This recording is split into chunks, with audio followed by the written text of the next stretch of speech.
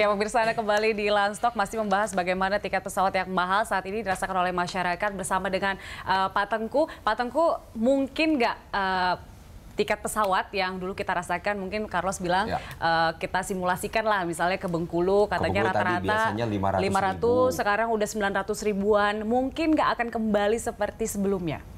Jadi begini, kalau kembali seperti misalnya dulu 500, sekarang 900, mungkin tidak kembali ke 500. Ya, bisa. Kenapa seperti itu? Loh, itu tadi dikatakan tergantung demand and supply.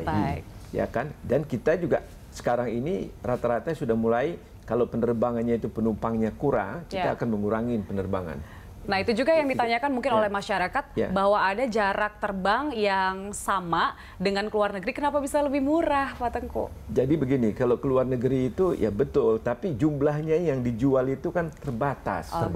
Habis itu ke penerbangan internasional itu tidak ada namanya VIP atau PPN.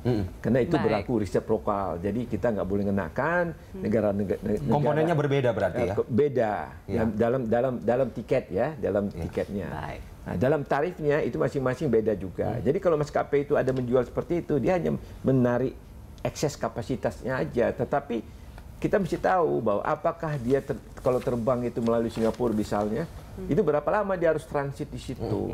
Cukup makan waktu sih memang waktu.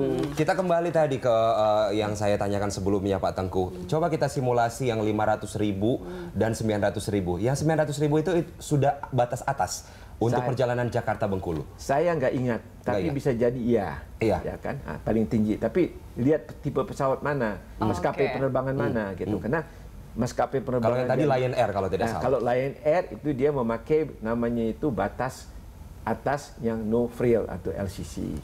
Ya kan, itu ya mungkin di atas itu. Nah, kalau 500 itu ya sekarang 500 itu udah minimal mungkin ya. Tapi kan kita mesti melihat dulu yang 900 terhadap 500 ini, apakah di situ tarifnya saja, apa sudah termasuk PSC-nya, PPN-nya dan sebagainya. Saya nggak tahu ya, kan mesti dilihat. Kalau dilihat baru bisa tahu. Tapi biasanya dia bisa sampai ke harga 962.000 itu karena memang permintaan yang banyak, kemudian memungkinkan oleh maskapai mengenakan tarif itu. Iya, jadi begini, kalau ada demand-nya tinggi, ya itu kadang-kadang yang membeli itu banyak gitu. Ya, karena kita sudah dibatasin, nggak bisa lagi kita naikin, tapi yang beli banyak bener gitu artinya. Jadi kalau beli banyak, ya kesempatan dong kita menjual harga yang paling tinggi.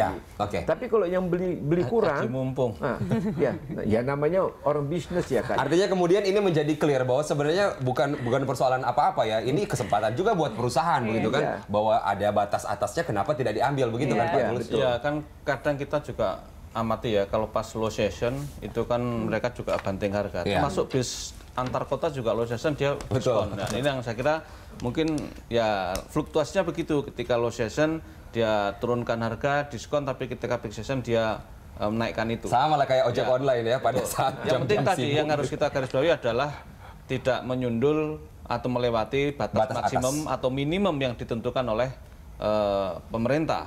Tetapi memang dengan adanya kebijakan baru maskapai yang berupa bagasi berbayar, ini juga sangat mengakumulasi pengeluaran konsumen ya, karena ada bagasi berbayar, ada kenaikan tarif yang tinggi, jadi kan double ini, jadi konsumen menggap-gap juga ini ya. Nah, oleh karena itu yang saya sarankan, yang bagasi berbayar ini juga harus diatur oleh pemerintah, dalam arti jangan sampai melewati batas yang akhirnya apa, kita naik yang LCC levelnya tapi ternyata harganya sama aja ya, dengan dua harga tadi, dua tarif tiket dan bagasi yang akhirnya mungkin sama dengan yang premium. Ya, Pak Tulus melihat masifnya laporan masyarakat dan keluhan masyarakat di media sosial dan juga bahkan bikin petisi begitu ya. Apa yang dilakukan YLKI hingga mungkin 1 minggu ataupun 2 minggu ke depan? Karena oke lah, minggu ini masih peak season, tapi kalau misalnya 2 minggu lagi kan anak sekolah udah masuk, orang kerja udah masuk juga, Pak. Yang saya harapkan memang salah satu caranya adalah Kementerian Perhubungan melakukan pengawasan lebih ketat. Jangan sampai tadi ada pelanggaran terhadap batas atas.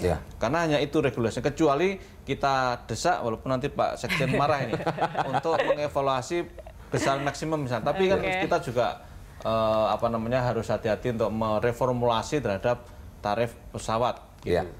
Pak Tengku, ada yang mau disampaikan? Mungkin juga ini apakah memang salah satu upaya membuat memang ya yang namanya industri penerbangan itu harus zero accident, tapi kemudian soal uang seharusnya bisa menjamin bahwa memang keamanan terbang itu yang harus diutamakan. Jadi maskapai penerbangan itu kan yang penting itu bisa continue beroperasi.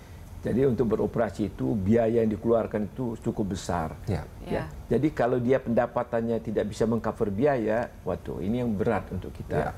Jadi kita tidak mau hal itu terjadi. Kita melihatnya bahwa kita ini, negara kita ini kan boleh katakan negara kepulauan. Ya kita harus menghubungi satu kota ke kota lain, connectivity. Itu lebih utama untuk kita.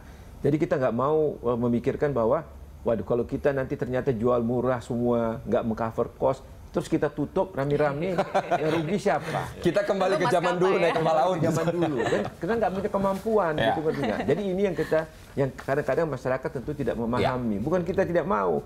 Kita selalu mainnya kalau lagi mampu kita turunkan. Sekarang contoh misalnya untuk beberapa destinasi untuk rute tertentu saya sudah melihat juga sudah mulai turun harganya. Demand and supply itu sudah mulai gitu maksudnya. Jadi kalau pemerintah juga mengatur semua, waduh saya rasanya pemerintah sudah bagus mengatur.